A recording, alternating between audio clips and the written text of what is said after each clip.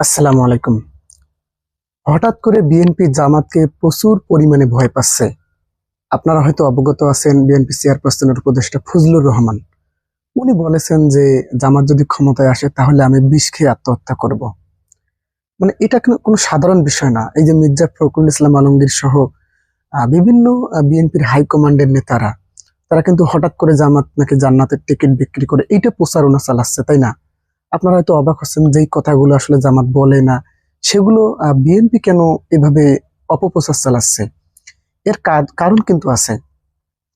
এই যে বিএনপির বিভিন্ন নেতা কর্মীরা মির্জা ফখরুল সহ অনেকেই টকশোতে বলে না এবং বিভিন্ন সময় বক্তৃতা দেয় যে জামাতের ভোট নাকি 5 থেকে 6%। এই যে কিছুদিন আগে মির্জা ফখরুলও কিন্তু বলেছিল, কিন্তু এখন দেখা যাচ্ছে যে তার প্রচারণা চালাচ্ছে যে জামাত জান্নাতের টিকিট বিক্রি করে। মির্জা ফখরুল বলতেছেন একটি দল মানে জামাত জান্নাতের টিকিট কিভাবে বিক্রি করতে পারে, নাউজুবিল্লাহ, এইভাবে বলতেছেন না। আবার এই যে সালাউদ্দিন এই মানে বিএনপি যত নেতা কর্মী আছে তারা কিন্তু এখন একটা ট্যাবলেটই জনগণকে খাওয়াচ্ছে, সেটা হইতেছে জামাত নাকি জান্নাতের টিকিট বিক্রি করে।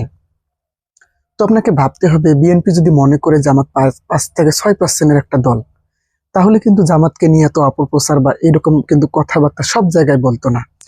ছাত্র দল থেকে শুরু করেন না কেন, ছাত্র দল যখন বক্তব্য দেয় তখন আপনি লক্ষ্য করে দেখবেন তারা 5 মিনিট বক্তব্য দিলে 4 মিনিটেই কিন্তু শিবিরকে নিয়ে দেয়, শিবিরের বদনাম গায়। এবং বিএনপি যখন বক্তব্য দেয়, এটাও একটু লক্ষ্য করে দেখবেন তারা সবসময় জামাতের বিরুদ্ধে বলতেছে। তারা এটা বলে জামাত 5-6%, তাহলে জামাতের বিরুদ্ধে কেন বলা লাগবে? কারণ কিন্তু আছে।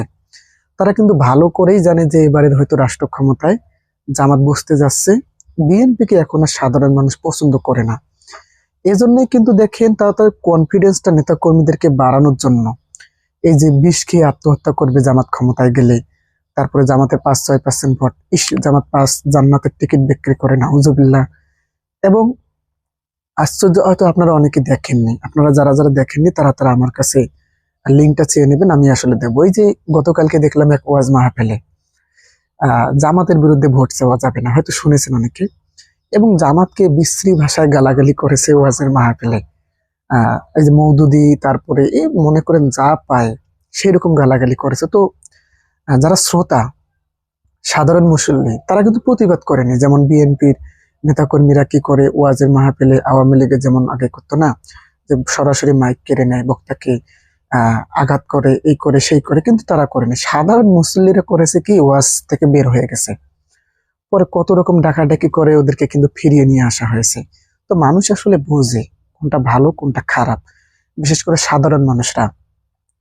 তো এখন তারা ভয়ে মূলত এই যে বক্তব্যগুলো দিচ্ছেন যে জামাত জান্নাতের টিকিট বিক্রি করে, জামাত ক্ষমতায় আসলে বিষ খেয়ে আত্মহত্যা করা হবে, তারপরে জামাতের ভোট মাত্র 5-6%। মির্জা ফখরুল কিন্তু কিছুদিন আগে বলেছিলেন এই কথাটা। তো এই কথাটা যদি জামাতের ভোট যদি এত কম থাকে, জামাত যদি 5-6% ভোটই পায়, তাহলে তো জামাতের বিরুদ্ধে এত বক্তব্য দেওয়ার কথা না। এখন কিন্তু তারা 5 মিনিটে 4 মিনিটে কিন্তু জামাতের বিরুদ্ধে বক্তব্য দেয়। এর কারণ হইতেছে সামনে তাদের ক্ষমতায় যাওয়ার জন্য জামাত কিন্তু হুমকি, যেভাবে হোক না কেন যে জামাত জান্নাতের টিকিট বিক্রি করে অপপ্রচার গুলো কিন্তু তারা চালায়। আপনি কোনোদিনও এখনো শোনেননি জামাতের কোনো প্রার্থী বলেছে যে জামাত করলে, এই যে মুফতি আমির হামজার নামে কিছুদিন আগে কিন্তু একটা গুজব রটালো।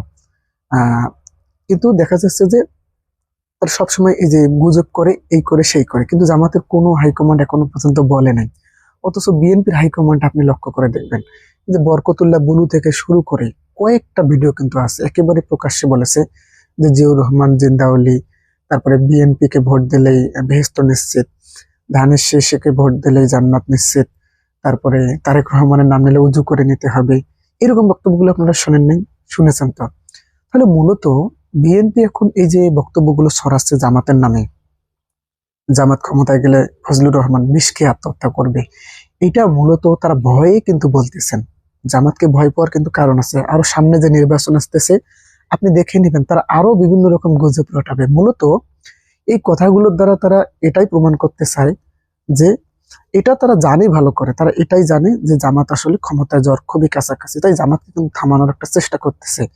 এই ভয়ে তারা কিন্তু বিভিন্ন সময় বিভিন্ন রকম বক্তব্য দিতেছেন।